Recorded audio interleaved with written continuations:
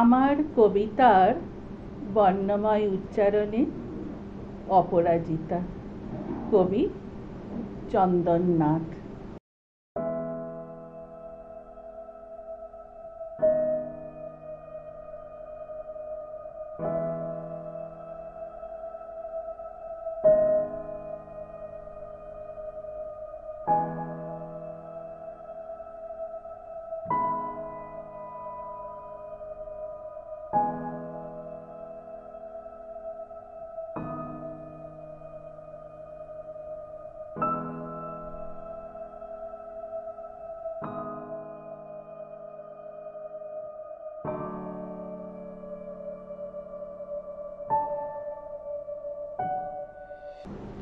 জানো মা, আমি না কবিতা লিখেছি, তোমরা পড়বে কি তা?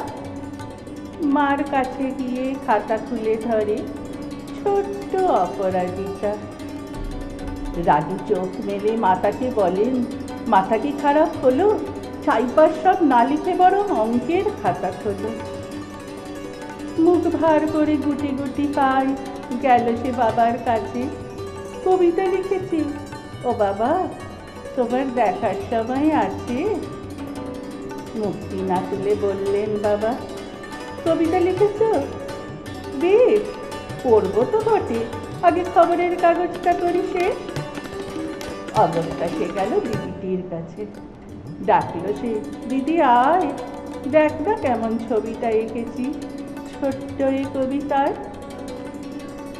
দিদির দু চোখে টিভি পর্দার ঝলমলে রোশনাই।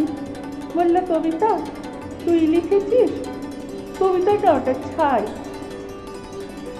অপরাজিতার চোখ ছলছল, বুকে কান্নার ঢেউ। তার লেখাই প্রথম কবিতা, দেখল না পড়ে কেউ। একা ঘরে বসে সামলে তাকালে মালাতে সাজানো ছবি। স্নিগ্ধ দু চোখে রয়েছেন যে সহজ পাঠের কবি। কবিতার খাতা মেলে সে ধরলে, ঠোঁট দুটি থর থর।